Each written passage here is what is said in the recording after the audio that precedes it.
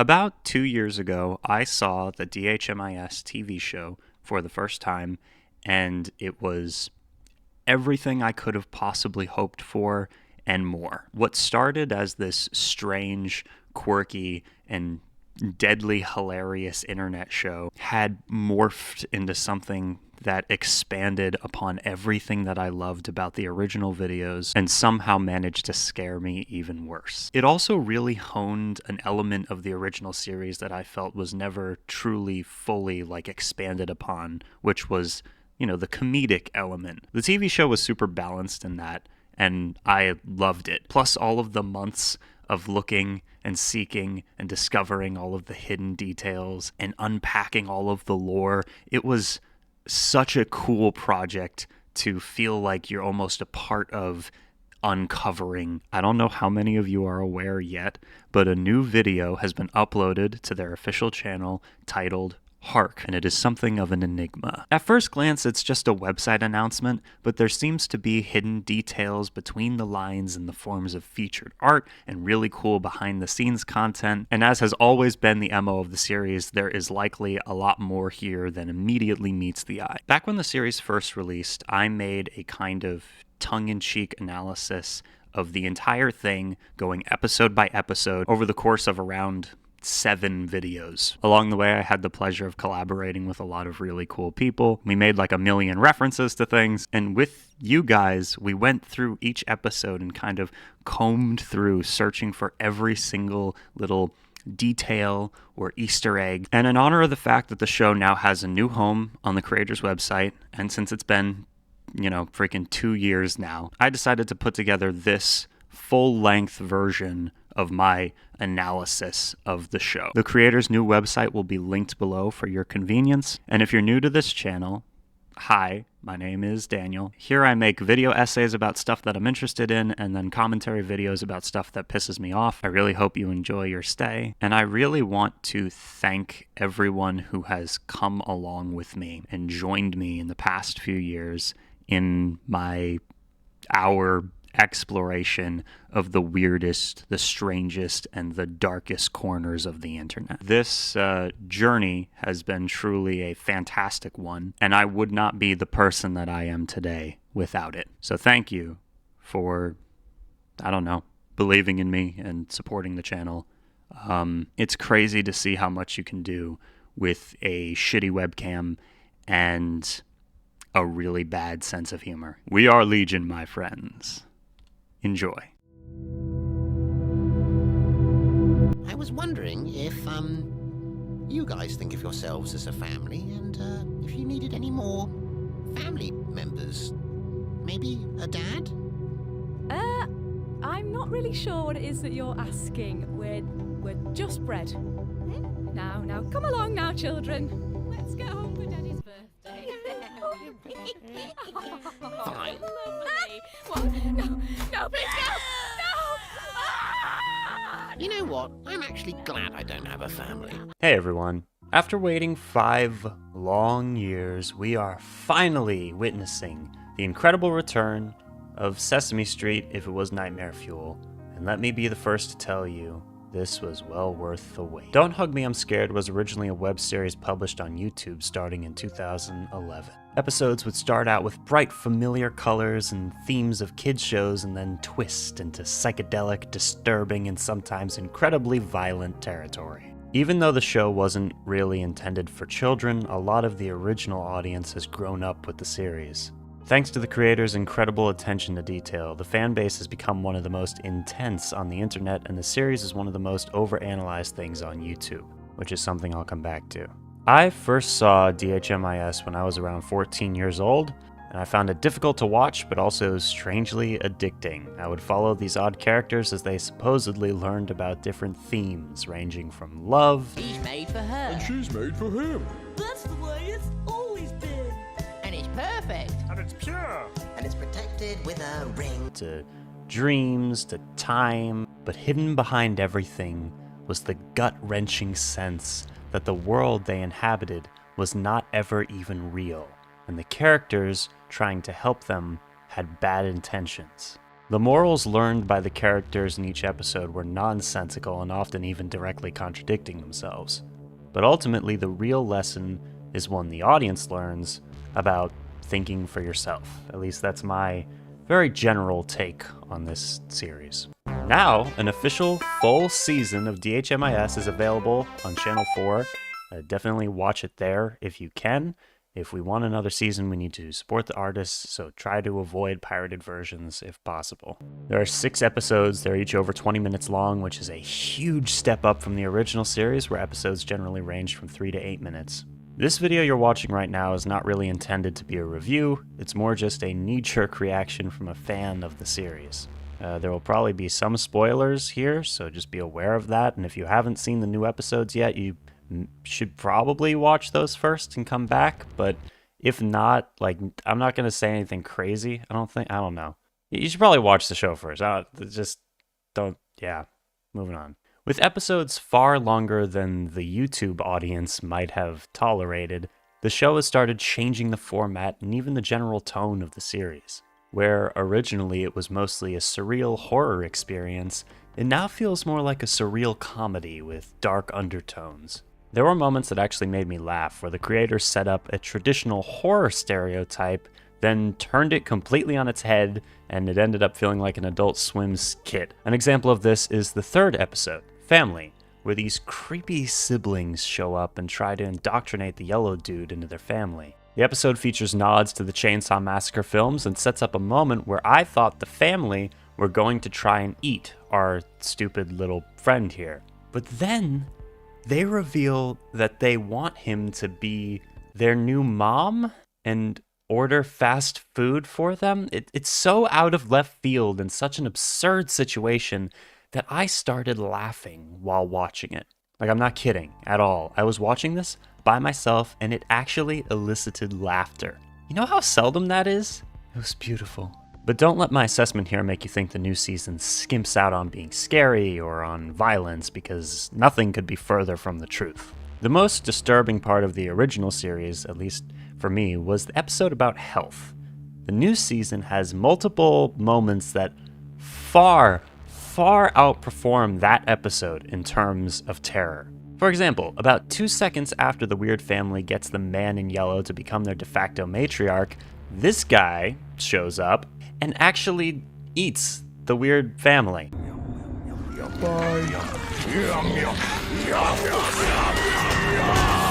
I'm not kidding. Immediately after flipping these horror movie tropes on their heads, the show decides to just do the trope, except the villains are actually the victims. It's a lot. It's really cool, though. And yeah, very surprising. Or look at this lovely creature. They mention it multiple times. This is the Care Hound, which is introduced in an episode about jobs. It's supposed to provide workplace therapy. Doesn't it look helpful?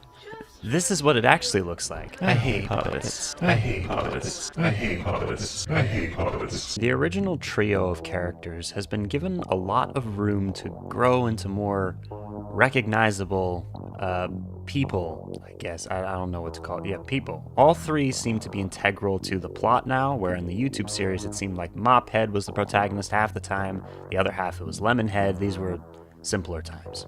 I actually love how much Walking Carpet has changed. He was originally just deadpan, and now he is exactly the same, except he yells sometimes. We live in an actual nightmare! Howard the Duck is somehow even more insufferable without the auto-tune on every word he says, but he manages to remain strangely endearing despite his oblivious arrogance throughout the entire show. While as of now it doesn't seem like there's much supposed hidden material to decode, something I'll get back to, there is an increased sense of focus and purpose throughout the show. This is often achieved through very effective foreshadowing that rewards multiple viewings of the series. To draw yet another example from episode 3, which I didn't originally intend to focus on, but whatever, I want to point your attention to where the siblings get mad at Quack for touching the piece only their mother is supposed to touch. But the King in Yellow just touched the same piece without any repercussions. And that's a clue to the later situation where the family tries to integrate him in as the mom.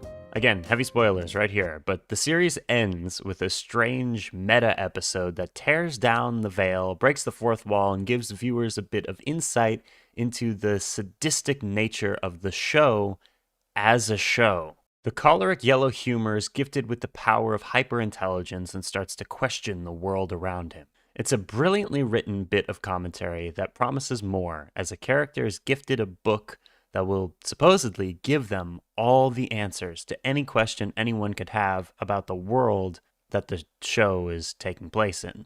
But in a twist ending that is honestly difficult to watch, the newfound intelligence is wrested from the man in the yellow hat, and he forgets everything, even his own purpose. He then takes the book of lore and gleefully uses it to test out a shredder. And this brings me to an opinion, or a take, I've been wanting to articulate for a long time about this series as a whole. The show is surreal, absurdist, dark humor in the form of parody, and that's what it has been from the beginning. The fan base and a lot of essayists and YouTubers have tried for years to find all the hidden messages and darker undertones, and there's nothing wrong with this, but I've seen fans berate newer fans for just enjoying the show without getting into all the conspiracy stuff. And that kind of bothers me. And I'm definitely not talking about myself right now. This new series actually ended up disproving the speculation of many, and the ending almost feels like a message on its own to just enjoy the art. Not everything needs to be as involved as an ARG. And that's honestly pretty hard for me to say, because I actually love analyzing stuff and finding hidden meaning in stuff, even if hidden meaning isn't always there. And when a fandom works together to decode stuff, it can be the coolest thing in the world. I simply wish to propose the idea that not everyone needs to look that deep, and that's okay. Anyways, my personal favorite episode of the series is, interestingly enough, the very first one. The whole thing is amazing, but the themes and the weirdness of the first episode, plus the waves of nostalgia that hit fairly quickly, it's unparalleled. And my point in bringing this up is, if you were debating checking the show out, just watch the first episode, you know?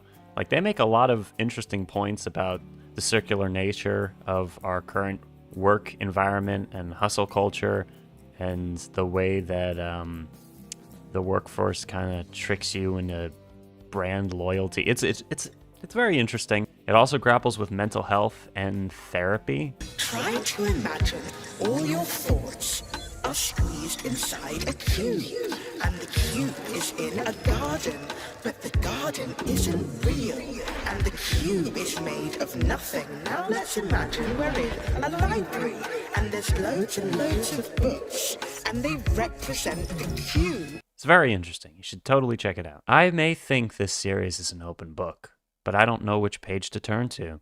Do I?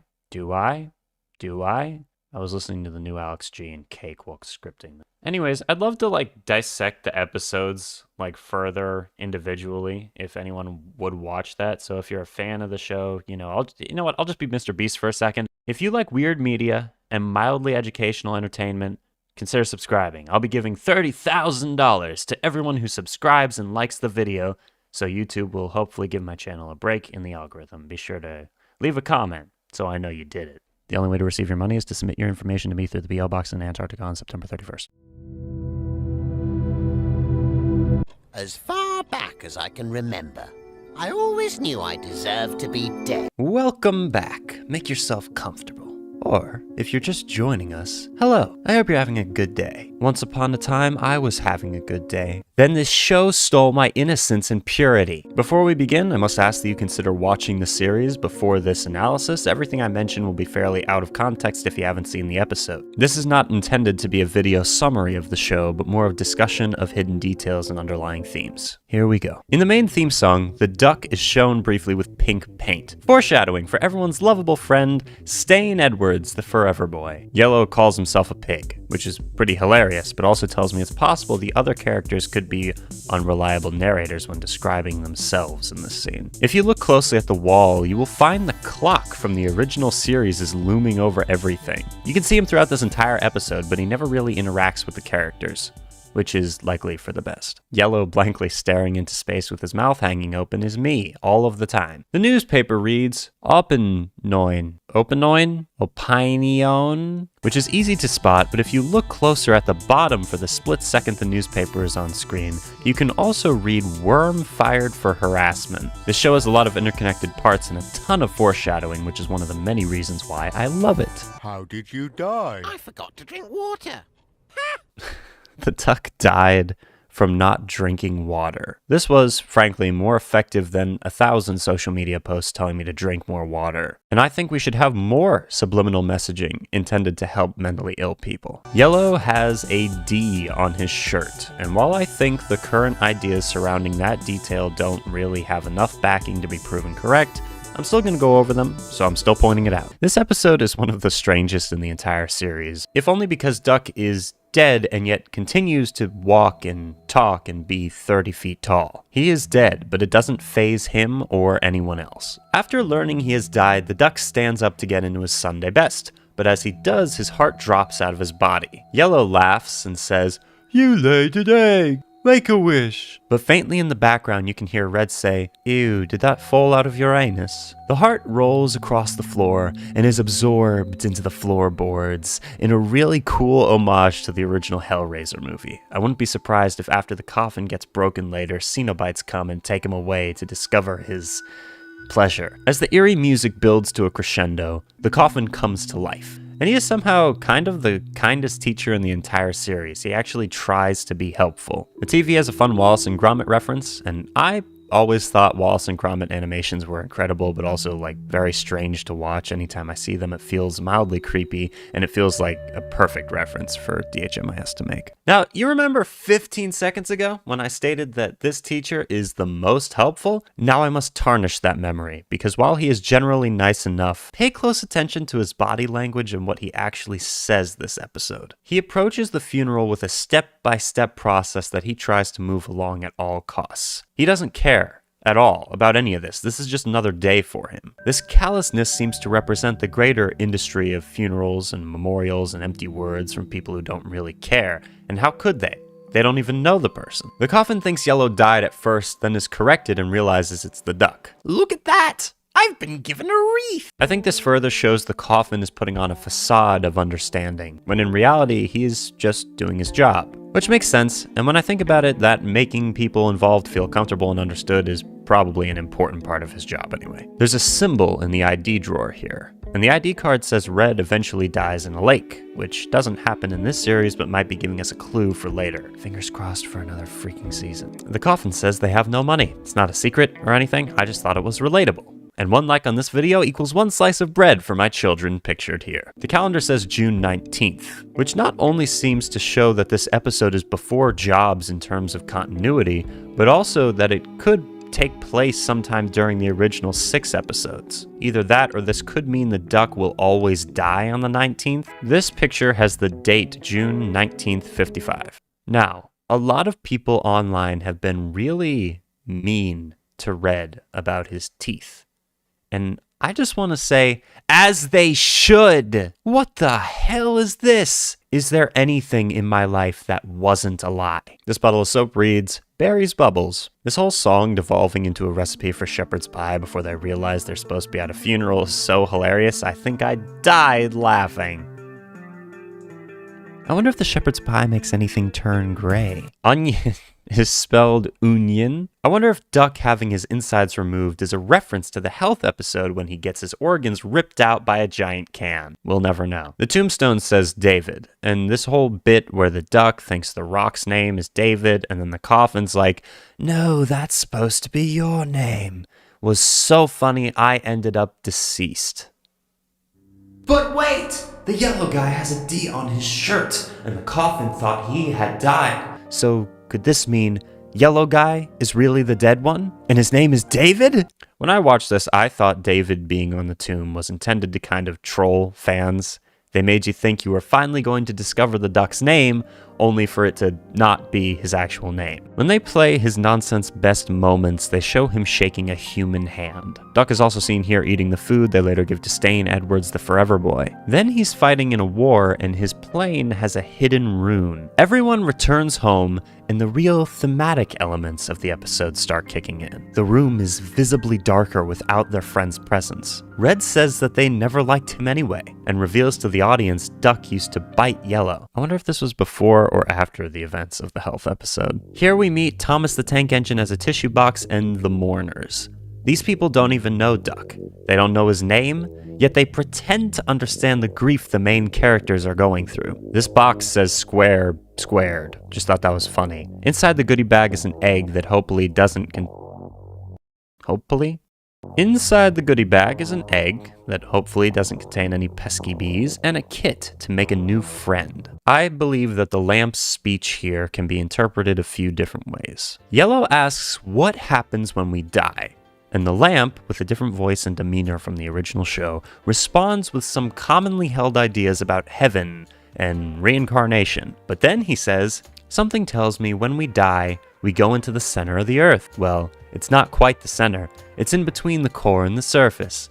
And we must relive our lives, but as a performance for a new super race known as the Council. And every time you get it right, you get a pound. When I first saw this episode, I thought this was intended to be a joke about the absurdity of religion. It made me think of Scientology specifically, but any overly detailed afterlife story used by a cult with exploitive intentions will do. But upon rewatching, I've changed my initial interpretation. Is it possible that the Council is us viewers watching the show? And what about the coin Duck gets at the end of Jobs? Is that just a coincidence, or is that tie in here? The lamp might have revealed all the lore of the show in a one-off joke. It's also strange how the lamp says some of us get reincarnated as our favorite object. This could possibly mean that real teachers died and were reincarnated as the objects in the show that come to life. I have no idea, but it's interesting just to think about it. Random disclaimer. That's the case for most of my interpretations I'll discuss in any of these videos. I can point out visible and obvious stuff and say, hey, that's interesting, but anything deeper than that with a show like this will always be just my own speculation. Anyways. He looks fun, and he's got his own catchphrase.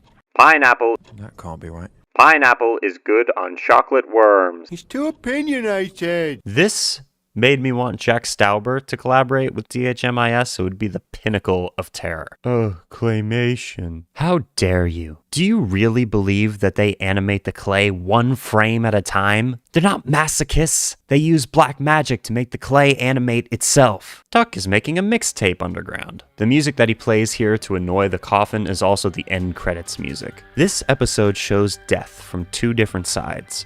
How people on the outside process and go through grief, and how the person who's going to die comes to terms with the fear of the great unknown. Not everyone deals with death in the same way. And what's interesting to me is how the characters seem to go through the stages of grief backwards. They accept the duck is dead, get depressed about it, then they bargain by trying to get a new friend, get angry when he isn't like the old duck, then deny Duck even died by literally making him like the old one. There was one comment on Reddit that I didn't agree with 100%, but I thought it was one of the most interesting takes on this episode as a whole. From this user, what we have here is an episode that is a subversion of DHMIS itself. This show is normally about subverting the education of an innocent topic by adding morbidity and surrealism.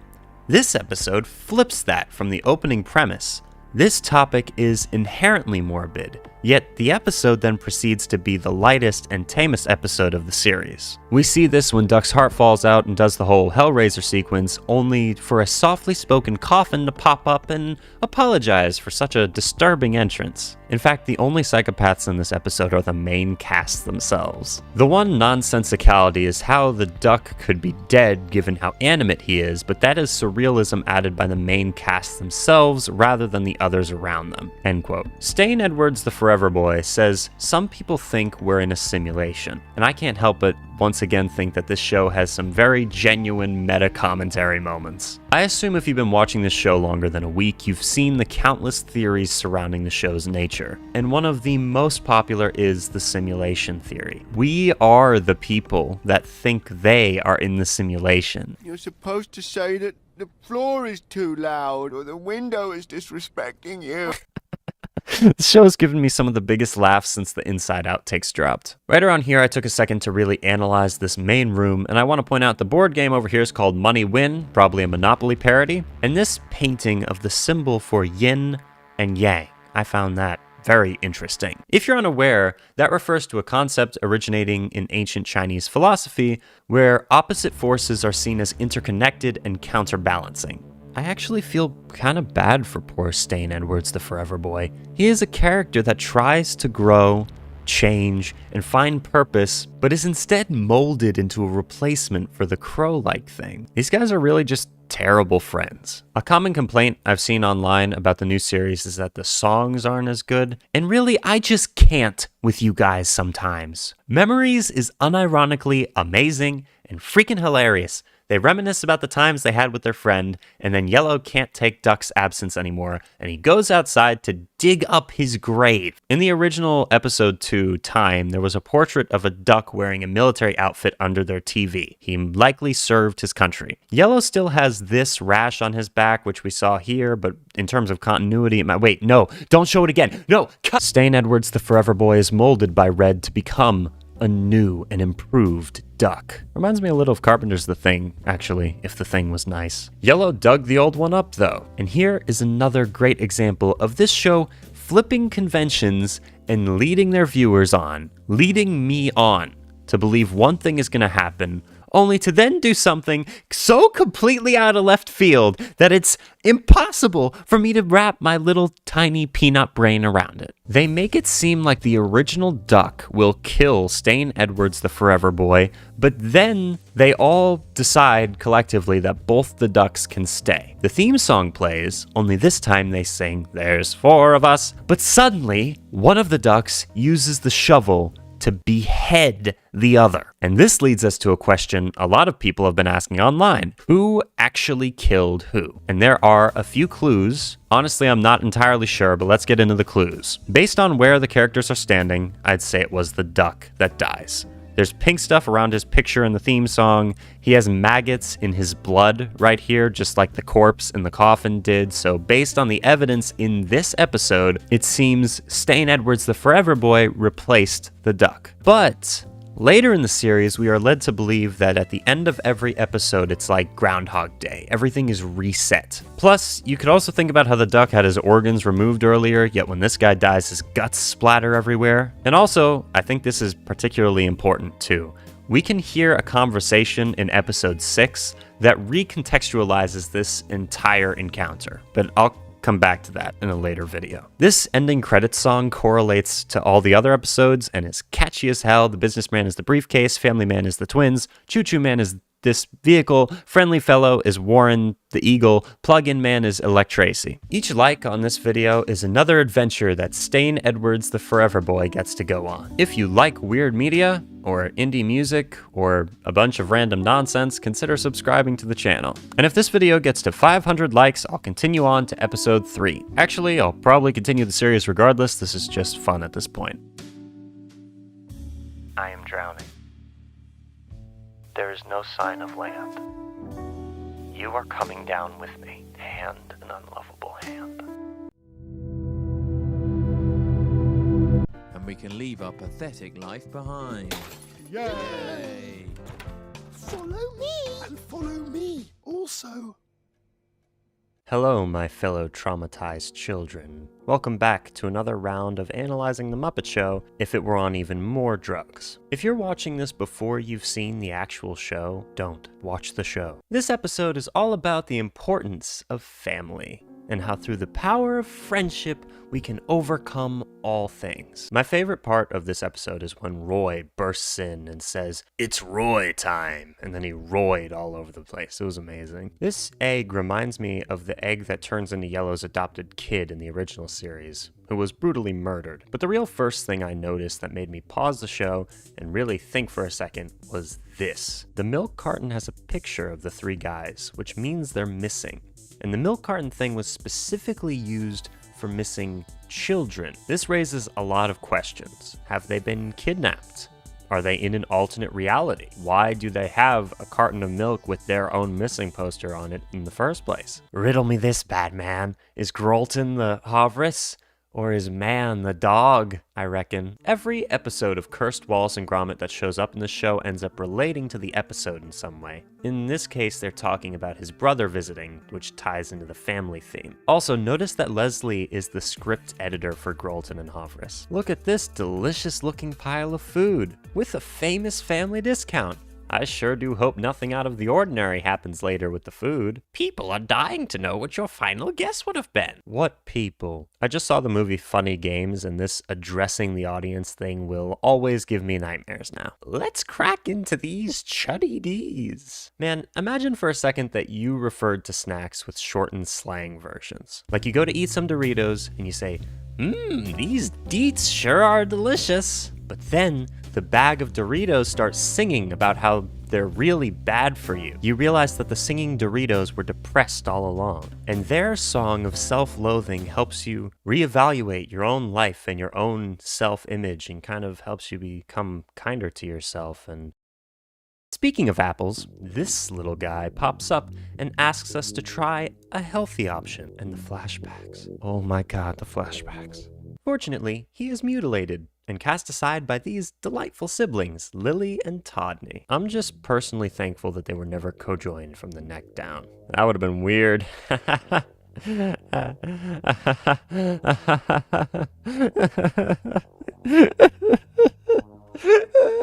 Our trusted trio have trouble opening the bag because the bag is a family pack. That's just a suggestion. They have to put that on there. We can't have non-families eating from the family pack, so these little shits decide to teach them about the importance of family. It's funny how Duck says Yellow Guy is the pet, and neither Red nor Yellow do anything to dispute that. Let's just say it's possible Yellow wasn't lying when he called himself a yellow pig. The twins taking the image of Roy and throwing it into the garbage is the best thing they do this whole episode. There is so much tension here. Like the Rick and Morty creators could have written this episode. Dude, what the hell? Todney pees himself, which is metaphorically referenced later when he pees himself again. Todney, are you okay? Studies show that most kids after a certain age who continue to wet the bed were abused as kids. Sure, we're not technically a family, but we have the same lawyer.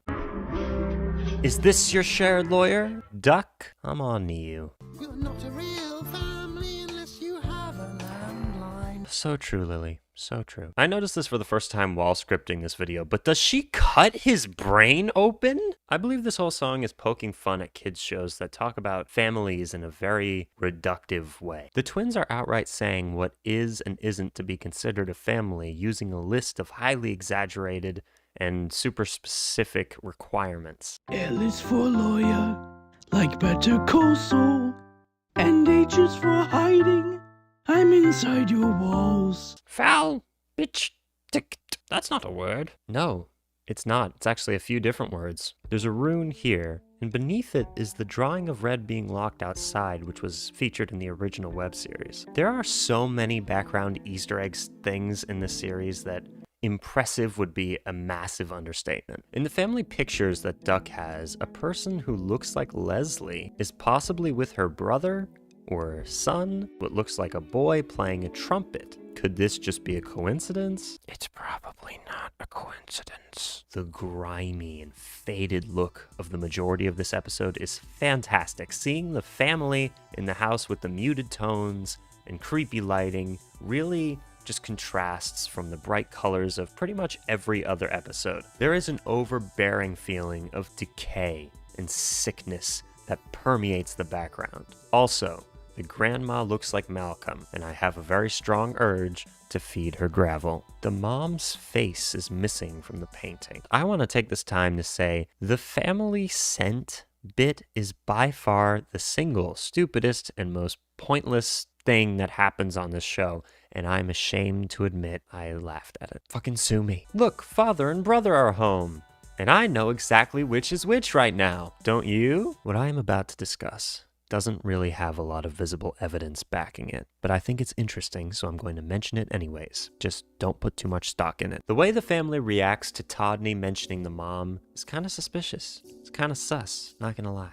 As is the way the home movie scene is just entirely set up. The kids saying that they're still hungry after the plates have been emptied, the lack of a present maternal figure, the emphasis on the day being important or special, and their later discussion of family secrets could be implying the existence of something extremely dark involving the whereabouts of the mother. It's sad, twisted, dark, and sadistic. What I'm saying is the kids ate the mom. Oh, Grandma's right. It's family rave time. Family rave time. Family rave time. Family rave time. Family rave time. There's potentially a dozen symbols here, but you know what? I'm going to streamline the symbol stuff. Reddit user Man of Cardboard made a post detailing the locations of every single symbol in the series. I'll go over all of them when I cover episode 6, so it all flows together better, and so I don't have to keep cross-referencing which ones I've already picked up and which ones I haven't. Also, there were a ton that I missed from the other episodes, so yeah, it'll just be easier this way. Are they using teeth as game pieces? Are those mother's teeth? Now I get to move across the family bridge and mingle with the cousins. Yay! Okay, forget Rick and Morty. Briggs Hatton could have written this. Lily's hand is a human hand here, and it's just freaking terrifying, and I don't like looking at it, and I wish it would go away. Duck asks where they got the family game from, and they reply with, "We didn't invent it." That could mean something more, but it's also just very random, and it made me laugh. The show maintains an almost dreamy atmosphere by making the camera focus only on specific subjects and keeping everything else blurry and undefined. When they are playing their family game time, Lily tells Yellow that he can use Mother's game piece, and everything's fine. But later, Duck tries to take the same game piece, and they freak out on him and send him away. This is a phenomenon that I like to call foreshadowing, because Yellow's the mom in their eyes. You get what I'm saying. You're not the dad of us. This line made me cry tears. Since when do the kids have these supernatural teleportation powers, and why is it never mentioned again? The world may never know. All right, prepare yourself. This is the biggest clue that I'm going to draw your attention to in this video. After this point, there is no reason to even keep watching, so are you ready? These pictures in the family tree room, they're all framed.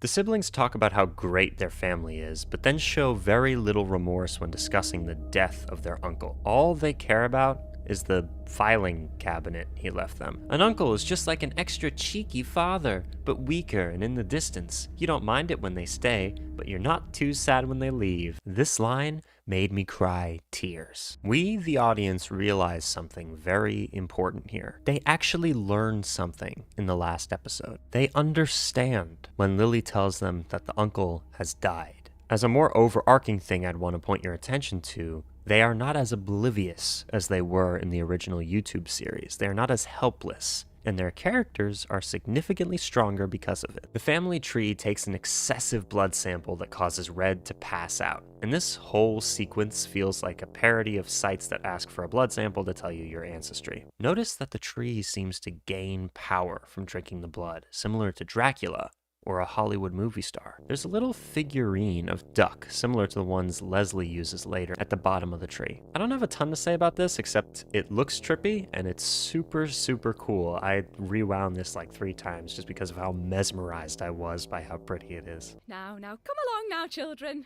Let's go home for Daddy's birthday. Fine. Lovely. What? No, Oh my god. Is he a fucking sociopath? Or does he just have rabies? This song is beautiful and fits in very well with the overarching theme of the episode. Plus, the line, "I can have a family meal, I just eat it slowly is actually a really powerful sentiment. Think for yourself, believe in yourself. The lyrics are perfect and the song is beautiful. I also like how the show understands that adult can mean complex or disturbing, as opposed to sex, shocking jokes, sex, meaningless comic violence, sex, tasteless references to Kanye West making a city I could never visit because my family had to escape Nazi Germany, and the word that starts with S and ends with your ex. It's not much, but at least we're not going backwards like grandma. That's how the generational wars got started. Pay close attention when the kids start to measure Yellow, because they don't only measure his height against the wall, they also take his sizes, his clothing sizes. In a weird sort of way, you can tell that a community writer helped with this show. Specifically Briggs. I was under the impression they said they had a bunk bed. This scene captures what it's like going to a sleepover, and then the family is super creepy, and you keep thinking to yourself, something bad is going on here, but you can't understand what it is because you're just a kid and you're innocent. On a lighter note, the twins say family more than Vin Diesel. Todney's eyes moving when Lily compliments his singing made me cry real tears. The bad kind. There are cigarettes all over the floor for some reason. Plus, this guy is just hanging out under the kid's bed. I can't decide if Dollar Store Cousin It or The Time Child are cooler characters. Let me know what you think down below in the comments. For now, I'm tied between both of them, but they're like the coolest characters in the show. Red feeling like he needs to apologize for being happy makes me sad. The entire scene where Red Guy finally meets his family is a reality that many people face. Sometimes your family is just distant or even absent, and though things seem okay, they never really were and likely never will be. You somehow know deep down that they will never truly care about you at all. Isn't that delightful? Duck's toast is the child that he killed before. My life is an endless cycle of pain. I just want it to stop.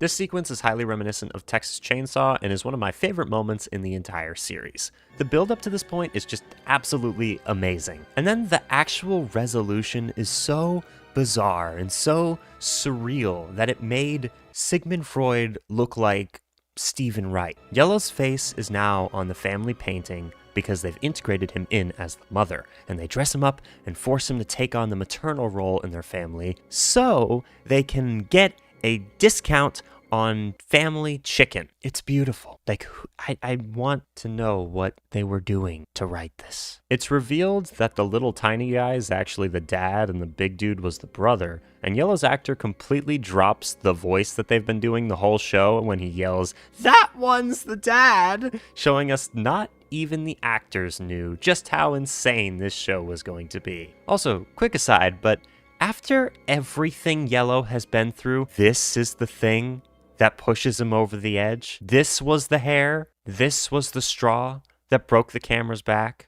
What? The camera? This was the straw that broke the camel's back? The family doesn't care much about love, only purpose and cold, unfeeling practicality. Yellow was made just so he could fill a traditional family role, just so he could order that meal for them, just so they could get the discount. They don't care about him. Kind of reminds me of how Red took advantage of a certain someone just to make them like the duck. They're saying, make the call, mother's fingers make the call, Grolton's chicken family discount family tub will feed us all. I didn't need to tell you guys that, but I just had to rewatch the scene like 6 times to really catch what they were saying, and I'm still not 1000% sure, so I just thought I'd toss it in there as an extra secret or whatever. You can actually see Roy walking past the window in the background here. Okay, this is legitimately horrifying. And yet, I was laughing throughout this scene at the absurdity of the entire situation. This show is unbelievable. These characters are unbelievable. This chicken, though, it's believable. Roy bursts in, and it feels like an unexpected cameo in an Avengers movie, with 15 people in the movie theaters screaming their heads off and completely ruining the experience for everybody else there. But my initial question is, where the hell are they? There's a huge brick wall behind him, and pretty much no other clues except the bright white light outside that looked nothing like natural light. Are they in a city? Are they in a bunker? Are they in hell? Does it matter? Let's get serious for a second. I've seen some people online talk about Roy in a positive way, but my interpretation of this scene is a little bit different. A lot of people said that he comes to the house to rescue his son, but he actually completely ignores his son and seems to have only showed up because chicken and murdering was involved. He reminds me of the dad from Peaky Blinders, slight spoilers, who we all learn is a scumbag fairly early on. But then he comes back into his son's life and we know he's likely up to no good, but the son won't believe it. He wants so much for his dad to be there for him, to spend time with him, to love him, and Shelby Sr. knows it. So he takes advantage of it, steals a ton of money, leaves without saying goodbye. Roy is an absent father appearing back in his kid's life for his own personal gain. And I realize not everyone will agree with me on this, but my subjective version of the story is important for my contrived video ending idea, so bear with me. In the end, this episode is about choosing your own circle. It's a beacon of hope to those who might not have a traditional, stereotypical family. You do not need to be bound by flesh and blood. You could be bound instead by the bonds shared between a group, specifically a group who share a lawyer. If you're a first-time viewer, goodbye. And if you're coming back, goodbye. Hope you have a great rest of your day. See what happens when you subscribe to my channel? You get a Curtis Connor reference at the end of this specific video, so press that subscribe button for an extra farewell. Thank you so much for watching. Goodbye.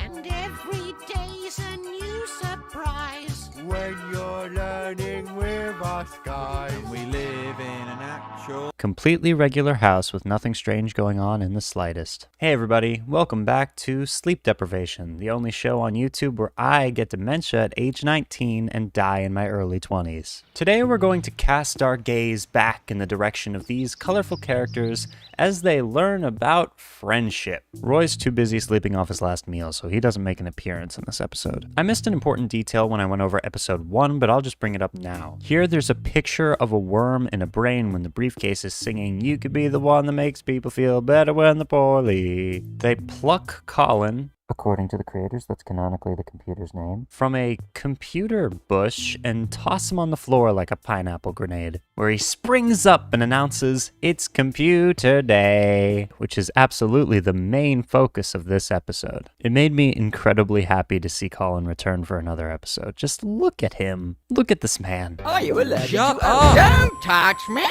You won't get away from me this year. As Duck handles his mouse like he's in an erotic film, "Hey, nice grip," he alludes to two things. First, the mouse is sentient and has escaped in the past, and second, they can only go on the computer once a year.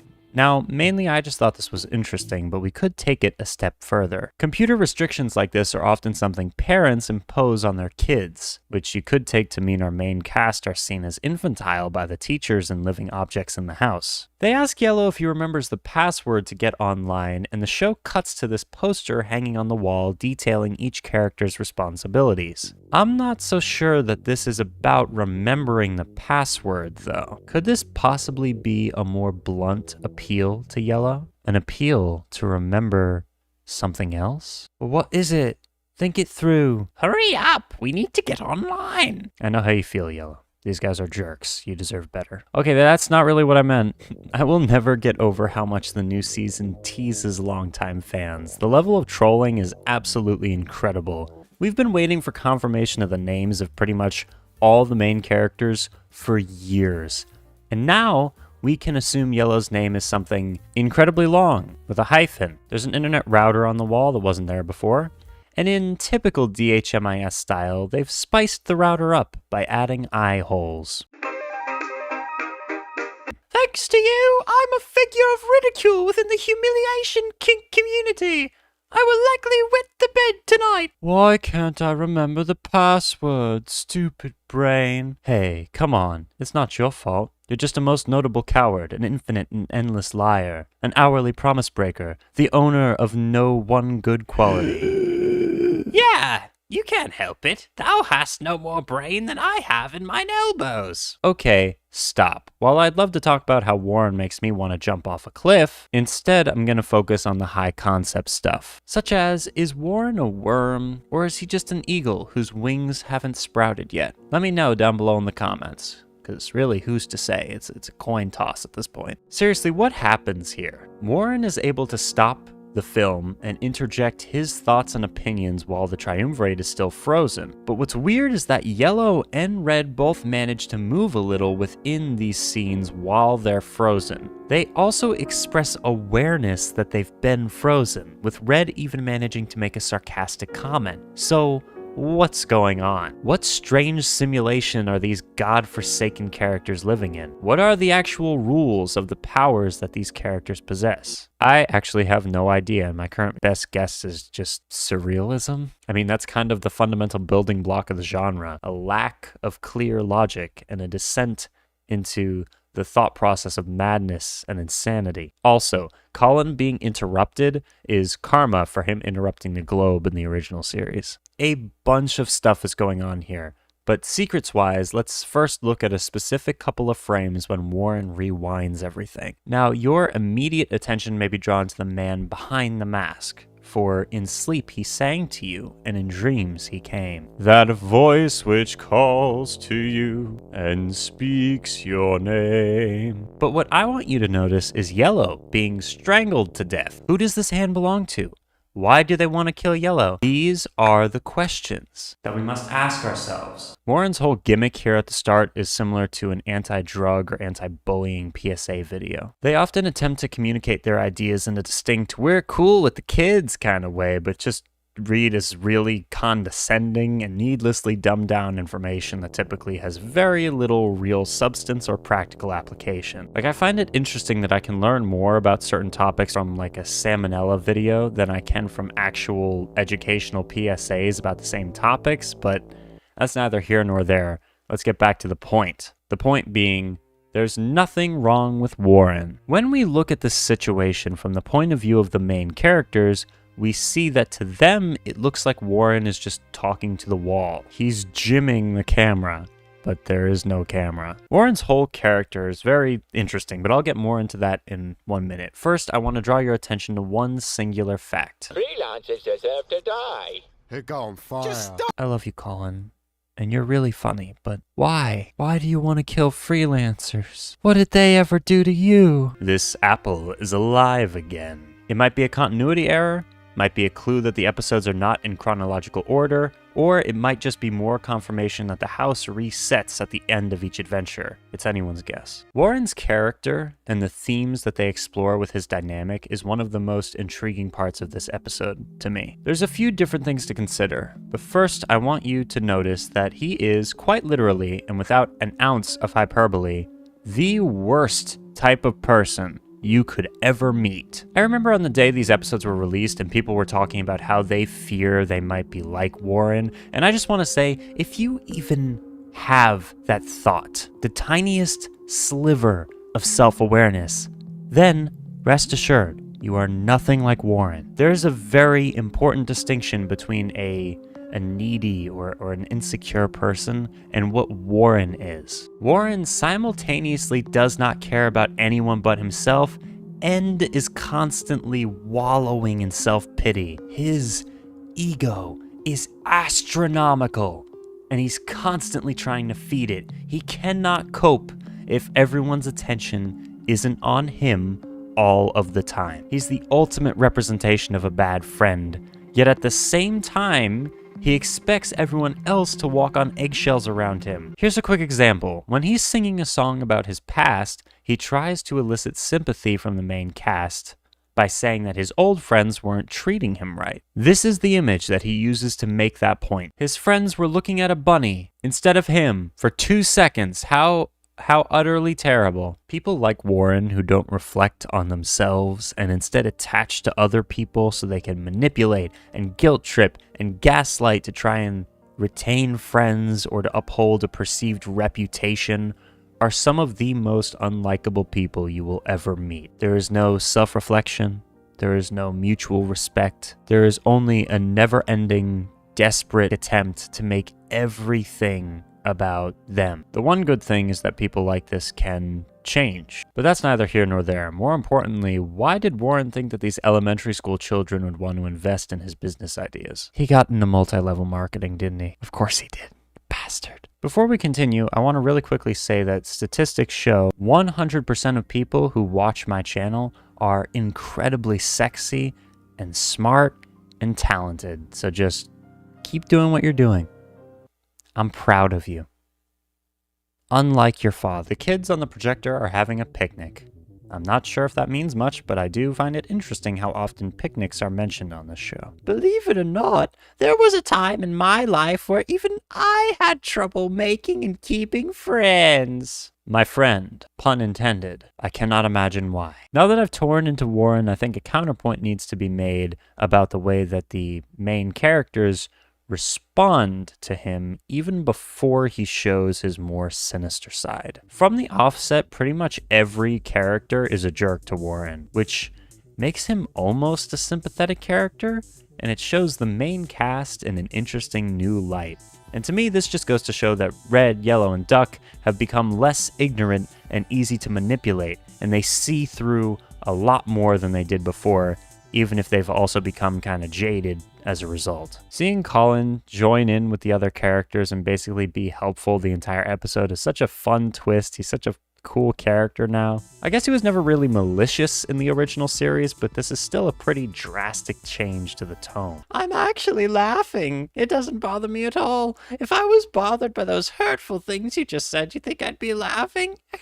That's a nice coping mechanism you got there. Yellow's maiden name is Rat Eyes. They're doing a digital dancing. Hey, this is fun. Notice that the digital versions of them go flying past. Duck wants to go on the dark web for some reason. They all check their emails, and Yellow only has spam mail. This is where the real themes of the episode start to come into play. You know, themes such as how to grow your business using new methods, like selling copy-paste digital collectibles that don't really exist to whoever is stupid enough to be duped into buying them for higher than you bought them, or buying bulk essential items and reselling them on Amazon for 10 times the price. You could really be adding value to the world and rising to the top of your industry.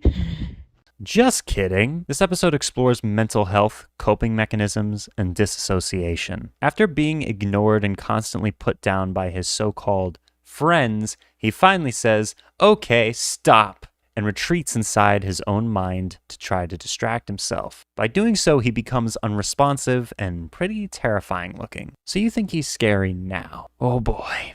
You're in for a treat. It's interesting, maybe not surprising, that Warren understands exactly what Yellow is doing. He tells the rest of the cast that Yellow has gone to the one place where he knows he'll always have better friends, his brain. Notice how incredibly tiny Yellow's brain is. There is a house and teeth inside Yellow's eardrum. What the hell? Okay, this animation style hurts my head. It's honestly the most disturbing part of this entire episode, with the bright colors and the strange, smooth textures.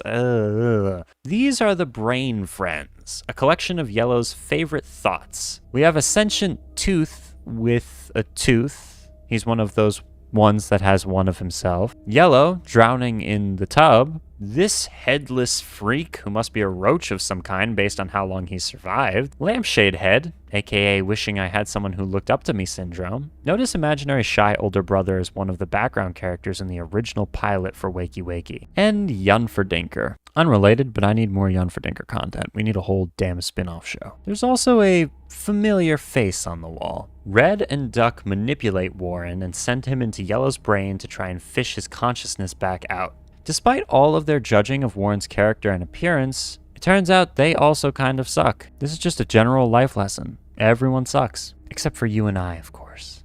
We're perfect. One interesting thing I noticed in this scene is that Yellow's puppet keeps subtly changing. He actually ends up looking a bit like his original puppet from the first YouTube video, but only for the wide-angle shots of the whole set. Everything is so genuinely difficult to look at in here. The light reflections seem to come from random directions on all the characters. The whole feel of this place is just generally disorienting. I felt mildly sick viewing this, and I had to watch it over and over and over again to script this video. I want whatever Yunfordinker is smoking. Okay, but despite my misgivings about this place, let me set the scene for you. Here, Yellow feels safe. He's surrounded by people who care about him. No one treats him like an idiot. He has things to do and is rewarded for doing them. He has a sense of purpose and seems content and happy. And then along comes this goddamn worm. I just feel awful for Yellow Guy because no matter how much he tries to run away, he can't fight off the dread that he has to deal with on a 24/7 basis in this hell house of a show. Interestingly enough, Warren falls into the exact same trap Yellow did, as all of the brain friends tell him exactly what he wants to hear. They look up to him and value him just as they do Yellow. At least, at first they do. But Warren quickly starts latching on to people and forcing everyone to only do what he wants to do. He twists and distorts from a clear and innocent view of camaraderie and friendship to basically cause all types of drama. As Yellow gets sad in his brain, let's check on his physical body. Oh no. While all the brain drama is going down, these two try to find help online. They find 2 million search results, and Duck says, well, that's too many. Let's give up. Well, that's relatable. They find a doctor. There's also a fan-made Dr. Bushman website. Final question. Right, does your friend have a worm in his brain? Okay, great. I'm ready to diagnose. Just processing my diagnosis. My diagnosis is your friend has got a worm in his brain. Thank you for visiting Dr. Bushman, MD. Please leave us a comment on your way.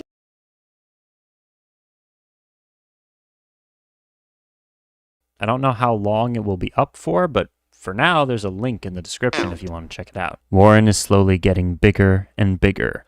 I believe the whole eagle thing is a metaphor for his conceitedness. He has a glorified view of himself as a victim and a savior. He inserts himself into the middle of a conflict between friends, not knowing who they are or what they're fighting over, and right away starts projecting onto whoever he sees as a victim. Wanting to fulfill this heroic role that he made up in his head, he just tries to put down the other two instead of finding resolution for their conflict or offering reassurance to Yellow Guy. And he just progressively makes things worse, all the while thinking that he isn't the problem. And I definitely didn't steal this wording from a YouTube comment. This is my own original thought. Okay, real talk for a second.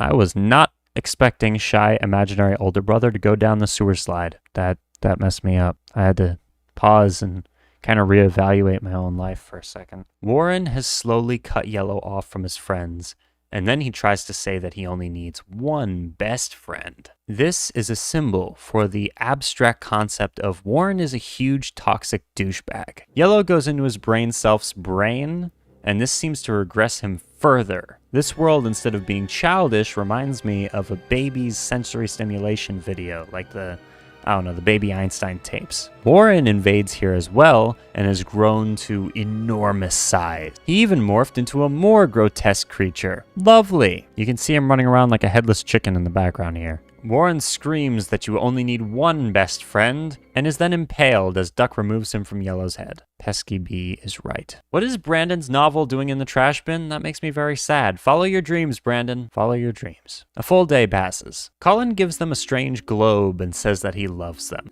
I love you too, Colin.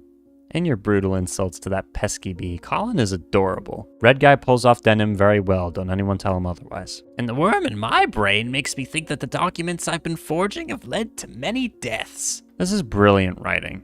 Also, Duck is turning into an actual psychopath. The entire worm in your brain song is oddly wholesome. It's one of my favorite moments in the entire show. Look at it as a metaphor for overly self-critical, unrealistic, negative thoughts. Understand that your friends still love you, no matter what those thoughts say. It's strangely beautiful, and it's a lesson I think that we could all take to heart. I, for one, definitely learned something about the true value of friendship. Let's see what the guys are up to now. Talk to him like that anymore. I'm never gonna see that Boo-hoo, here we Thank go. you. Well, I'm dealing with you. Haha, yeah. I'll stay single and friendless. In the end, after Yellow gets fed up and hits Duck with a glass bottle, Red rushes to Duck's defense. I don't know, could they possibly be closer than they've been letting on? I love how all the voice actors kind of drop their voices for the ending fight. Anyways, I'm glad that we learned nothing. Learning is for stupid people, and we don't need no education. This episode is apparently the least liked by the community at the moment, but I think it's hilarious, and the mental health messages are definitely, food for thought. Each like on this video makes the vibrator that I stored in a secret location just a little bit stronger. And if we get to 500 likes on this video, I'm gonna move on to the next episode, and I'll probably make a mess. See you later, thanks for watching. Soon I discovered that this rock thing was true. Jerry Lee Lewis was the devil, and Jesus was an architect previous to his career as a prophet. Sudden, I found myself in love with the world. So there was only one thing that I could do. Ding-a-ding-dang, my dang-a-long-ling-la. Time child! I'm the time child! Hey guys, drink this space alcohol and come with me to the 6th dimension! They're not here. Oh, what? You know, since I started making these videos, I've begun to question how healthy it actually is. I've seen this show a grand total of 19 times now. Lately I've been imagining that all of my thoughts are squeezed inside a cube, and the cube is in a garden, but the garden isn't real, but I'm sure I'm fine. It's no big deal. You know what is a big deal? Someone found the physical car from this episode hidden in a junkyard somewhere. Apparently the cipher hunt wasn't enough for you people. Now Rick and Morty's doing a treasure hunt, and not even DHMIS is safe from the 39 Clues knockoffs. The person who discovered the car contacted Becky, one of the creators of the show, and was given a gift. Let's see their fabulous prize! Oh. Well, that kinda sucks. The episode begins like any other, only this time in the opening theme song, Yellow tells us a strange tale of how he had a dream where he sees another one of himself, and then he sees other versions of his friends, and a lumpy thing. He says there were things that he knew and understood at one point, but he doesn't know them anymore. He lost the knowledge. And this is incredibly important for understanding the very last episode of the series. Do you guys remember when Film Theory made this amazing point after watching a 50-second long trailer with very little information? And Duck kills it without thinking. This drives Yellow Guy away for the rest of the episode to learn about love. In Fly, again, Yellow Guy sees something first, in this case it's the fly, an indicator of the problems in the broader world before Duck swats it down. It's symbolic of leaders failing to recognize the bigger problems that we're facing, instead just swatting down the symptoms and pretending that that's enough. I want to show you what that trailer footage ended up being used for. And be prepared, the results may shock you.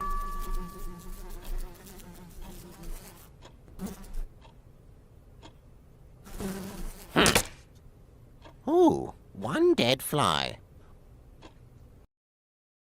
On the clipboard, we see the name Jason. Who's Jason? That's his name. He's Jason. What, the clipboard? It doesn't have a name, it's a clipboard. Okay, this is very confusing. Change it to my name. Red says he hates the clipboard, and look at the destruction his words inflict. This is the man you fools all adore so much. He's committed hate crimes against clipboards. Red has always seemed like the character most aware that the world around them is strange, and it's strange in a sinister way. So he decides to try and escape. He walks into the next room only to find that his friends somehow appeared there as well. He expresses a desire to leave. He says there's an empty place in his bones that calls out from somewhere unknown.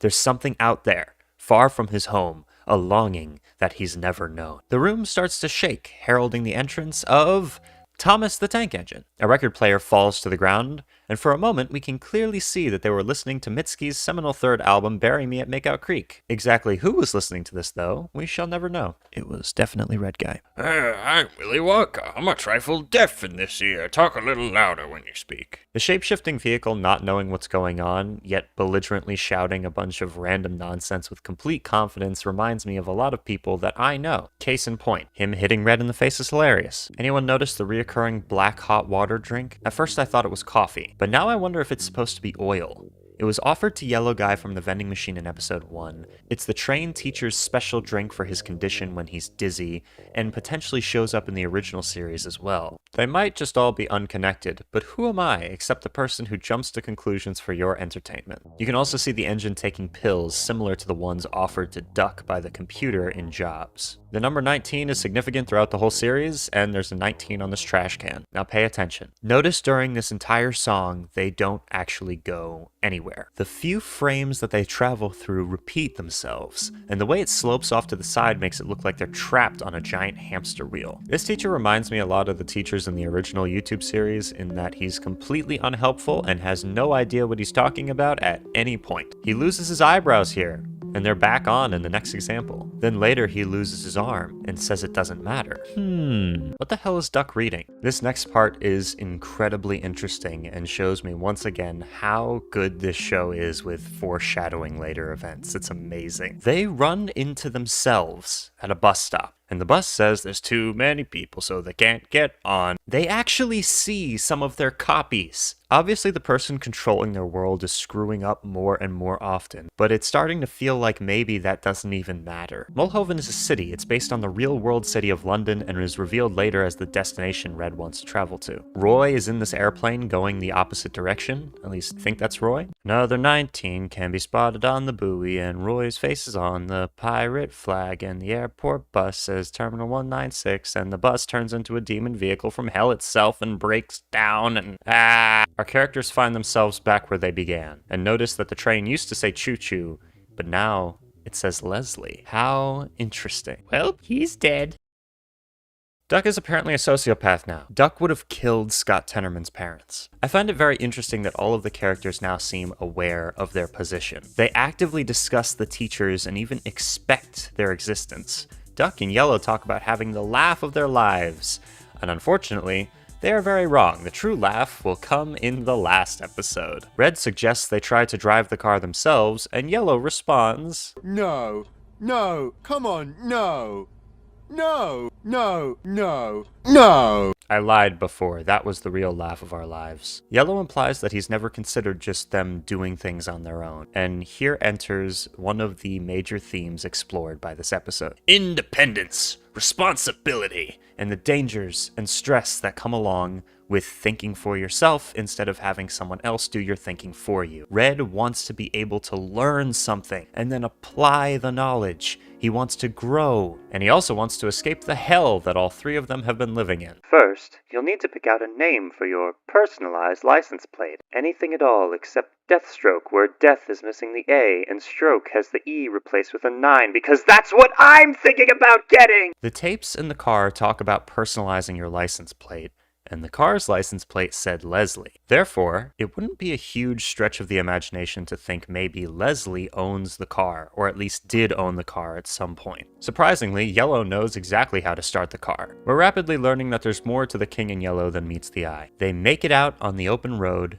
and suddenly, the feeling of claustrophobia is lifted, but only for a second, and we quickly realize that the world outside looks empty and almost unfinished, and the uncanny valley effect steps back in. This part of the episode where they start to escape is really cool, and I love it. The map has a symbol, and symbols have made appearances many, many times already in this episode and throughout the whole series, and I'm going to be honest with you and let you know that I have very little idea how I would even begin to interpret the runes scattered throughout each episode and on the ending book. So, I watched Rem Games videos, and man, those videos changed my life. I won the lottery and found the secret of life from Rem Games videos. This is not a sponsorship, I just think his videos are cool, go watch them. Notice that the music playing when he looks at the map is the same ascending musical pattern that played every time the Carehound was mentioned in Jobs. When I was first watching this, I was thinking that the place they were escaping to would be Clay Hill, but I loved the meta joke about it vanishing from existence. And if you're out of the loop, Clay Hill was the town in the original Wakey Wakey pilot that got scrapped afterwards. It's a fun little reference, and another moment that feels almost directed at the audience. That's another thing that I love about the new season so far, the way the narrative acknowledges our existence as viewers of this show as a piece of media.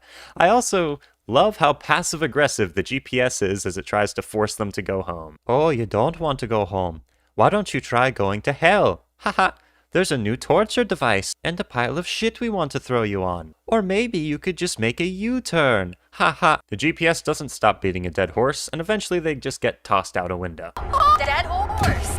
They don't need teachers anymore. They can fend for themselves. Red has finally found something to live for, something to make him interested in the life that he's living, and we watch as he gets more emotional, and it makes it all the more heartbreaking when we get to the end, but I'm getting ahead of myself. Look how excited I'm getting. And what are you looking at, Duck? I need Time Child to become a running gag. Please, please, Best character in the show. Duck has a poster of his shredder in the customizable area. Yellow apparently brings Roy into the car, but Red knows immediately that this guy's up to no good and tosses him out of the car as well. I don't like my window. When I look at it, it looks back through me. This entire episode is literally just setting up the next one. I would definitely watch a whole series of Grolton and Havris. The Wallace and Gromit references are scarily accurate. This feeling of isolation and the melancholy atmosphere are perfect. Red tells Yellow about his dreams for a new home in a community, and Yellow seems to start imagining it. However, it quickly becomes obvious that these thoughts aren't quite what they seem. Could they be a memory? Okay, so I've seen a lot of people say that this is their favorite episode of the new series. So what I'm about to say might make you a little angry, I have no idea. But, it's just my opinion. This is my least favorite episode of the new series. Don't come for me, okay? I still love the episode. It's just, compared to the rest of this season, this episode felt a little meandering. Only a little tiny bit. But my only point in bringing this up is to try and draw your full attention. Because from this point onward, we are assaulted by insane stuff every 2 seconds, and it's awesome. I wish I lived in a town with Road Street and Nice Street. And is that Lily and Todney being normal in this economy? And is that their mother? I find it rather strange that all of the neighbors are hiding away in this scene, almost as if they know what's about to happen. Duck becoming a family pet is beautiful payback for his earlier comment about how he views Yellow as nothing but a pet. There's a strange voice looming over everything and narrating our protagonist's misadventures. However, as Yellow opens the gift given to him by this character that looks like a reverend or a preacher, the voice starts to change from informative to emotional. I believe the bird Yellow is gifted represents something, although I'm not sure what it is. Perhaps it's the innocence of childhood, the fearlessness of Yellow's potential as something that just learned to fly and still has their whole life ahead of them, or the soaring heights of unbridled creativity before being told that green is not a creative color. The voice starts to sound a lot like Leslie, and she tells Yellow to be more careful as he runs out into the road after the bird, and then she starts screaming as a car that looks suspiciously like the car the main cast has been driving around in fucking hits Yellow and supposedly kills him. Nice.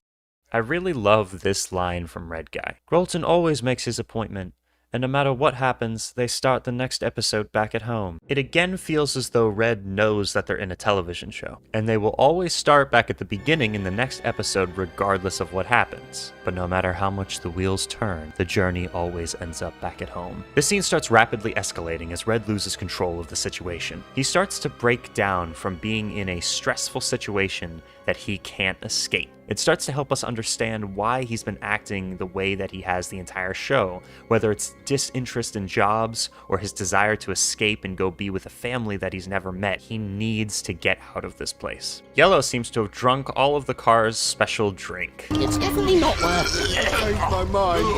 I want to go home. No! It's the end of Grolton. No! We're so close! To what? We can't go back! I'm not going back into that house! This is the most emotion Red has shown in the entire series so far. The world around them starts to glitch, and they snap back to reality. Oh, there goes gravity. Oh, there goes Rabbity. Choked, he's so mad, but he won't give up, daddy. The universe these characters have known disintegrates around them, leaving behind an odd post-apocalyptic wasteland of junk, also known as Ohio. The colors of the world are replaced by muted grays, and we are left wondering if the Don't Hug Me I'm Scared universe is somehow attached to our own. Is it possible? How did this happen? Why did this happen? Why did they decide to burn the car? This genuinely confused me. Was this brutality necessary? So many questions and so little time for answers. One thing I want to bring your attention to, though, is that this strange new world may not be the human universe. I say this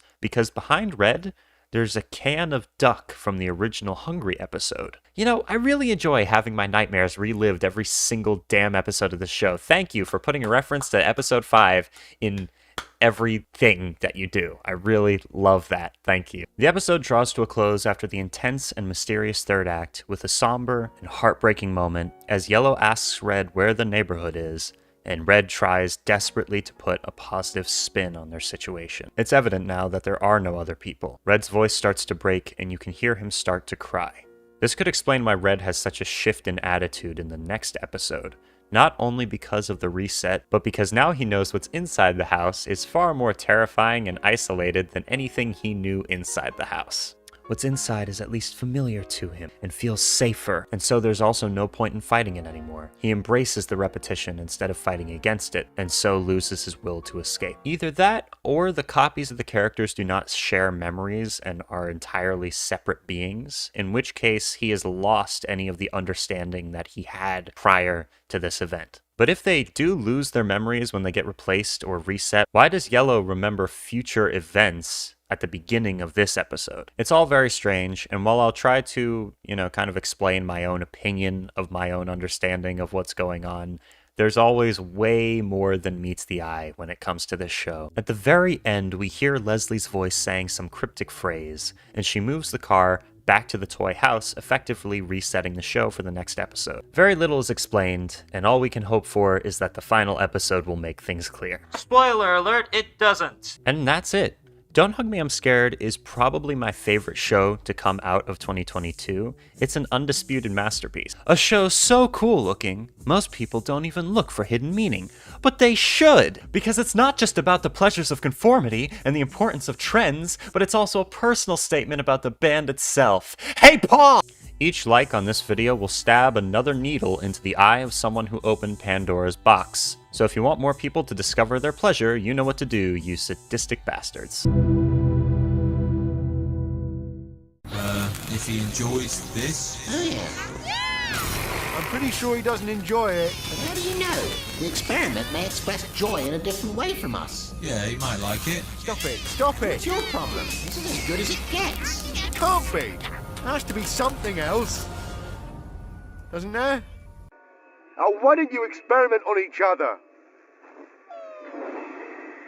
So, would you be keen? You're not to touch me. Only now, at the end, do we understand. Or do we? Episode 6 is arguably the most insane episode of the new series because it gives us a ton of new information. I'm not here to make too many lore assumptions. My intentions lie in less literal and more open-ended interpretations of what the show might mean. So without further ado, let's complete the set and see if we can find any hidden details in the final episode of DHMIS Season 2, Electricity. If you're a first-time viewer, this is the last video in a DHMIS series. I'll put the playlist link in the description and pinned comment so you can find the rest of them if you want to check them out. Immediately, we can tell something's off from the opening. Instead of the catchy theme song, we watch as a gloved hand cranks a handle like a jack-in-the-box waiting to explode. The world we have known is about to come crashing down. Prepare yourselves, my friends.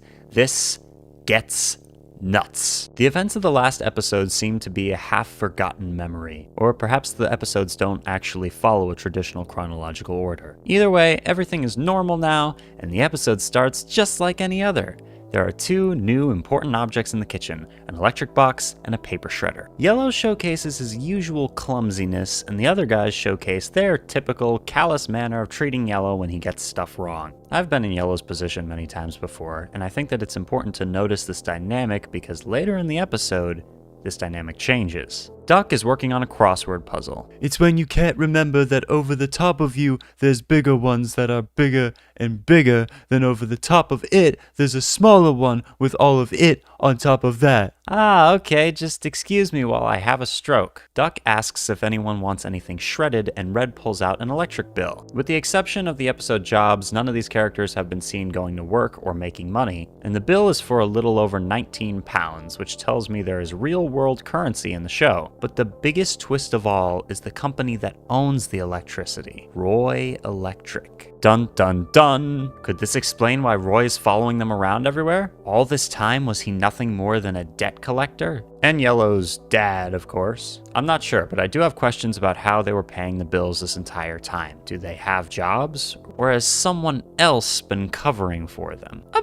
bill? Who cares? We won't be paying that. Electricity is silly stuff that ought to be free. I once again wonder who Duck was fighting in the war and what exactly he was fighting for. As the gang sits around trying to decide what to do with the bill, the electric box on the wall starts to shake as something or someone tries to get out like a xenomorph through a chest cavity. It's this odd little robotic fellow named Electracy, who's here to teach them about electric things, like chairs. Duck's Shredder song gives me the will that I need to try to keep living this life. And the noises Duck makes after singing his song give me the strength I need to kill myself.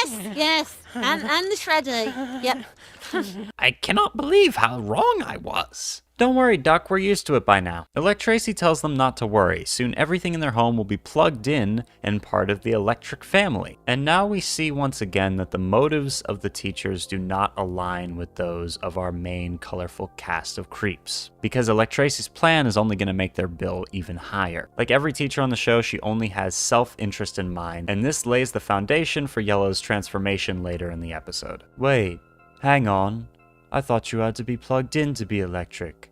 You're not plugged in, lying daughter of a bastard. Electracy explains that she still uses electricity, she just runs on batteries. Technically, a battery is a device that stores chemical energy and converts it to electric energy, which means at no point would she be plugged into anything, but we don't have time for petty details right now because Yellow tells us that he runs on batteries too. The D on his shirt stood for Duracell all along. The others express shock and indignation. Their friend have batteries? No, no, no, no. You don't seem like the type to have batteries. You're just stupid. Hint, hint. I'm fairly certain that this particular plot point isn't actually about batteries. But sure enough, he does indeed have batteries. And not just any batteries, but batteries that look like the kind you see in devices that have been long dead and stored in an attic somewhere until they start leaking acid. When was the last time you changed those, friend? When was the last time you said something that wasn't condescending, Electracy? Whenever I want. Gosh. Duck aggressively rips out the poor robot's batteries and switches them with Yellow's, which completely changes the game from here on out. Electracy getting her batteries changed to the nearly dead ones is one of the most terrifying concepts in this entire series. She was a seemingly sentient being with a level of awareness and freedom that suddenly ripped away from her, and her apparent brain fog makes it impossible for her to communicate or even fully comprehend what happened to her. Let that sink in, because the same type of thing happens again later. But at least Electracy has cheeky snakes for hands. Gotta love British humor. Hello, governor, you got any cheeky snakes for hands? Mate, bloody bloke. Spot of tea? On the other hand, Yellow becomes an unstoppable force of intelligence with the potential to change the universe. He even creates a fun spatial distribution-based puzzle. Yay! And we see that his eyes change to their true color, green. And as you all know, green is not a creative color. And the tariff is a special playlist you make for your electricity. How about you shut up, Electracy? You don't know what you're talking about. This episode actually changed my perception about every one of the main cast, as Yellow is suddenly able to perform basic everyday functions without being clumsy, and even seems more knowledgeable than his counterparts. And what do you think Red and Duck's response to this is? Something like, "Oh, Yellow, we support you and this change is great. You're independent and capable now, and we can all contribute equally." Yeah, that'd be a great response. Too bad they actually decide to get incredibly offended by his newfound freedom and clear-headedness. As it turns out, Yellow's friends actually kind of enjoyed being super mean to him and bossing him around all the time. And now that he's able to see through them, they have immediately begun preying on his downfall. Now, for all I know, this is a one-off thing just for this episode, and it doesn't really last too long, but it was kind of shocking to me to see how little they valued their friend as a person. He was apparently just their emotional punching bag all along. Kinda makes me sick. I digress though, let's continue. Duck starts to imply the world has gone insane. The world has gone insane, and parasites are eating at my brain, and nothing is the way it was before. A pack of wolves is howling at my door. They just turn up and tell us what to think. Where did it even come from? No, it's you who's gone wrong. Duck goes on to say that Yellow isn't supposed to say things like that. In other words, he's not supposed to say that kind of stuff. But Yellow's right. Why do they live in a strange world inhabited by wildly misleading teachers? Where did everything come from? Yellow is on the hero's journey, and he thinks he's seeking God. But in reality, he's just searching for himself. Crucify the ego and all that, very Jung. Yellow has the brilliant epiphany that maybe, just maybe, his friends have been bossing him around for far too long. He sees an ominous, dire, forbidding, and sinister-looking flight of stairs. Sometimes too many perfect adjectives fit, okay? And just like Pokemon and my references, you gotta catch 'em all. However, something evil shifts and moves new events into motion, trying multiple times to distract Yellow from the stairs. The mirror turns into a teacher and starts lecturing, but he turns away and starts up the flight of stairs of his own volition. And this is important. In the background, Red and Duck are talking about a creature that turned into Duck, probably Stain Edwards the Forever Boy, and Red says the word experiments. Foreshadowing! As they do so, we realize that they don't even note Yellow's absence. As he ascends the steps, we see this strange painting of him on the wall, ascending the steps. What could this mean? Has this all happened before? Notice the staircase has a slightly blurry, scratched up bit right here. This could either be the world of puppets and color ending as he enters a strange new part of the house, or it could be the handrail being worn away because this has happened so many times already. This episode is the only episode without the signature intro song, and the mid-episode break has been tampered with as well. While much of the show up to this point made meta references, here we are truly breaking the fourth wall and starting to learn more about the universe and world that these characters inhabit. This is where you go to learn where babies come from. When Yellow sees the background puppeteers controlling the rock teacher, who obviously was just talking about how Tony Iommi's signature style set the stage for metal for decades to come, we can see the word Clay Hill on the chalkboard, only it's been scratched out. I love that the big boys are just stoner intellectuals with inflated egos and very little to say. I wonder how I can identify such things. Ha, ha, ha. Just kidding, children. Drugs are bad. Okay. This shot reminded me of Jack Stauber's undisputed masterpiece, Opal, for some reason. Once again, Jack and DHMIS would be like the greatest collaboration of all time. We need to see that happen. It'd be so cool. Duck has diabetes, and the clock says 2006. Could this just mean 8 p.m., or could it have something to do with 2006, seeing as the date is right next to it? I have no idea. Red and Duck killed their cat, and this is proof that Red and Duck represent curiosity. Now all they need to do is bring him back. Oh, they already did that by making a robot cat? Awesome! Now that's what I call ethical. See, it's gone plaid now. Had you noticed that? It had gone plaid now. We have gone plaid. Yay. Yellow Guy goes into a bigger boy's room and finds Walt and Jesse making meth. In this reality, the guys turn into cold-hearted scientists playing God with, "Oh, my Triscuits! Created by Cthulhu himself to try and figure out what humans like to eat and is only consumed by masochists. Is that Stain Edwards the Forever Boy?" I insist on saying his full name. It's kind of all I do now, since I already wasted the gimmick of calling them all by weird names that aren't their real names. He kind of looks like that creature from Rick and Morty when Rick tries to kill himself. Yellow suggests that they experiment on each other, proving what the ancient fanfiction foretold.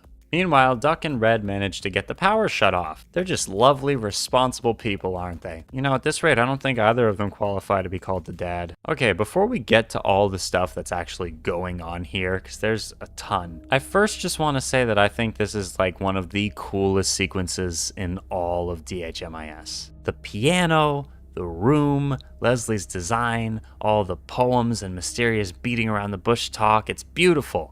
This also might not be the final floor of the house, as it seems there are still higher doors Yellow hasn't gotten to yet. More on that later. Up next, we've got this thin rectangle. Can you guess where that goes? That's right, it goes in the square hole. And up next, a cylinder. I think that goes in the square hole. There's the bag of Chuddy D's, the bloody shovel, and the batteries. Who are you?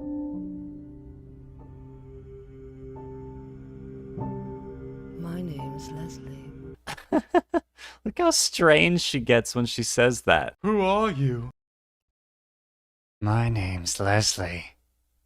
It's nice to meet you. Here, one side of the house says no, and the other says no, which is my daily exchange with my brain. Learn more things! No. Yellow asks her some questions, and she just laughs at him. Very helpful. There's a bunch of fun references to the older episodes as characters are found dead, like the talking steak from my nightmares and waking hallucinations. Kind of hidden in the background, you can even see Roy, letting us know once and for all that whatever role he may have had to play, he is no longer in charge of everything. Something I find interesting is that the characters end up dead when the power goes out. How many of them were potentially robots then? Or could this be implying that there's something else hiding in the dark that is killing them? Maybe Leslie has destroyed them? Who knows? When Leslie is messing with dolls of the main cast, the Ducks figurine falls over and the head pops off. An homage to the events of the Death episode. She just waves it off and says she has tons of replacements. This shows us how expendable she really sees the cast as.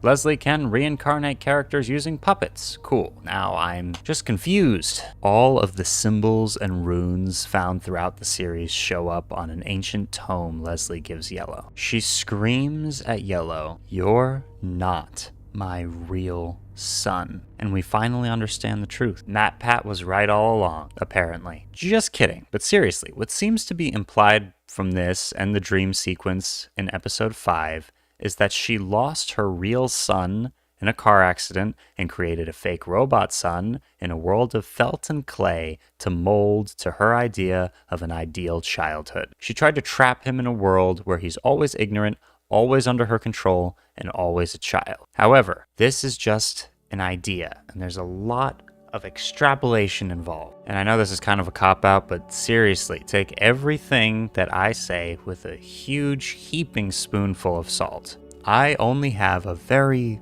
small grasp of what I'm talking about, and a lot of these concepts were thought up by community members who are a lot more knowledgeable than I am. Think for yourself, question stuff, look into things, all that jazz. Anyways, hey, Current Daniel here. Notice that yellow guy wasn't on the picture of the stairs until he starts going up the stairs. I literally just noticed this while editing and wanted to throw it in the mix of information, so yeah. Anyways, carry on past Daniel. On the book, we can see symbols relating to the untimely demises of the central characters this season, plus Tony the Clock's head. Yellow takes the book as Leslie manipulates him into going back to his so-called friends, who immediately call him selfish and greedy and rip the batteries out of his chest. Before he leaves, we can see a flight of stairs going up higher that he missed. This makes me so angry, but also happy because it means maybe there'll be more content in the future. And so begins one of the most disturbing and heartbreaking pieces of media to come out of 2022. Yellow is stuck, standing there, holding the book that has all the answers, but he has lost the ability to even comprehend what he holds in his felt hands. So he does what anyone would, and shreds it in Duck's shredder, willingly, but partially unknowingly, bringing about his own slow, unescapable demise. The overbearing aura of malicious intent that permeates every single episode of this show is exponentially increased as we realize Leslie was manipulating him and tricking him into doing this all along. She gave him the keys to escape, knowing full well that he would destroy the key. Although there was considerably less intensely bloody or overtly horror-based sequences in the entire new season when compared to the original show on YouTube, this was almost scarier and more hard-hitting. The main characters are all starting to lose their sanity, and they stop trying to escape as the show goes on. The desperation turns to resignation and even denial, and multiple times characters are on the verge of a breakthrough only to have it wrested from them to emphasize their lack of control. The characters have their curiosity punished and stamped out of them and become scared of disobedience. They find comfort in the routine they once abhorred, and right as they found a way to understand what was going on, finally, they actively work to destroy it. And as the camera slowly pulls back, they laugh. As Leslie told them to, they see the funny side now, and it's incredibly sad. But thankfully, it just leaves room for us potentially getting another season of the show. I also really hope that there's a legal worldwide release soon because, British people aren't real. Like, y'all can colonize over 100 countries, but you can't get distribution rights outside of the UK? Seriously? I kid. It's entirely possible that even if the characters did manage to escape, they would just be replaced again. They aren't dead, And they will never be dead because they can't die. In every single episode of Season 2, we're shown that no matter how much they suffer, they will always end up back where they began. Their eternal hell of pain, suffering, and confusion can never, ever come to a conclusion. Or so we think.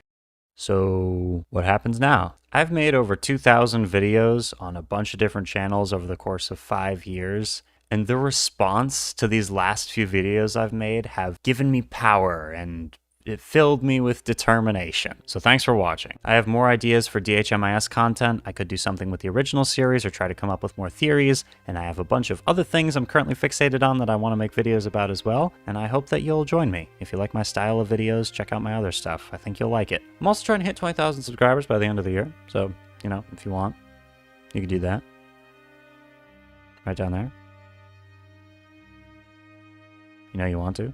And make sure you tune in next week when we will be uncovering the secrets of the mastermind that was behind everything in this season of DHMIS. And no, it wasn't Roy. No, it wasn't Leslie. It was this fucking toilet. And the curtains were on fire. Fuck, I'm sorry you feel all alone with the TV blasting shadows on my face. Hitching back to the apartment, it was such a lonely place. I placed my head between my knees and think, do you ever have nights like these, so separated from my sense of self and the shit you keep up on your bookshelf?